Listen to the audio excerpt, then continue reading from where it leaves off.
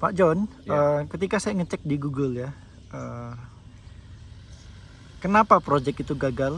Yang menempati posisi paling atas itu adalah buruknya komunikasi atau poor communications. Nah, apa tanggapan Pak John terhadap hal ini dan bagaimana kita menghadapinya ke depan? ya, iya Mas. Jadi memang betul sebagian besar proyek gagal itu penyebabnya karena faktor komunikasi ataupun poor communication ya. Jadi begini, komunikasi itu bukan hal hanya sekedar menyampaikan informasi diterima atau dibalas, tidak sesederhana itu ya.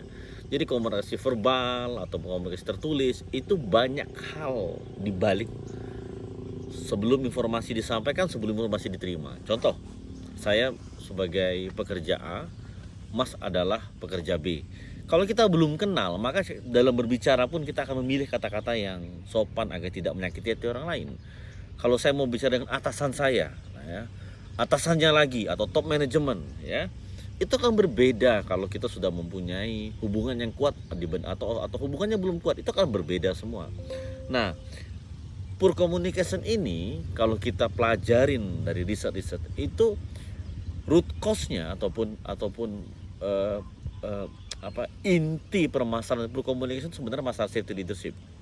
Banyak sekali para pemimpin-pemimpin di lapangan di proyek-proyek itu mereka sendiri mempunyai safety leadership yang tidak kuat. Artinya apa?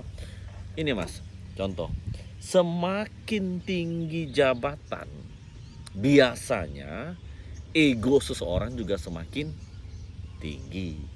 Nah, jika egonya semakin tinggi, biasanya kemampuan dia mendengar semakin rendah justru. Nah, ini tidak kita inginkan. Seharusnya semakin tinggi jabatan, egonya tidak juga ikut tinggi ya. Seperti ilmu padi, semakin menunduk, semakin banyak isinya semakin menunduk. Nah, harusnya egonya tidak berkembang juga. Nah, mengapa menjadi city leadership isu? Karena kalau city leadershipnya kuat, egonya itu rendah, si leader ini besar sekali respectnya kepada siapapun. Siapapun itu tidak memandang posisi. Dari situlah dia ingin banyak mendengar. Ada keluhan dia mendengar dulu. Orang bicara mendengar dulu sampai titik dia baru merespon. Kalau orang bicara dia berpikir dulu, mungkin ada hal-hal yang tidak saya ketahui. Jadi pola pikir dia itu memang pola pikir yang ingin tahu, bukan pola pikir yang cepat judgment tidak. Jadi jadi memang komunikasi itu seperti gunung es juga Mas, gunung es. Yang terucap itu terlihat ataupun terdengar tuh yang baru terucap di atas gunung es.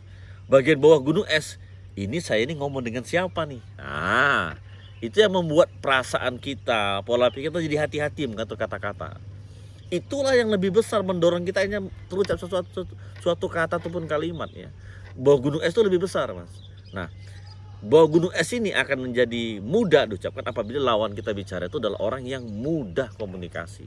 Ingat, fondasi komunikasi itu bukan berbicara tetapi listening, mendengarkan. Nah, kalau lawan bicara kita tuh sangat open mind, orangnya mau mendengarkan, maka bagian bawah gunung es ini pun mudah sekali mengucapkannya. Nah, kemampuan mendengar itu ini tantangan terbesar dari para side leader, top management ya. Mendengar bukan hal yang mudah. Itu menjadi problem bagi para tantangan para side leader di proyek saat ini.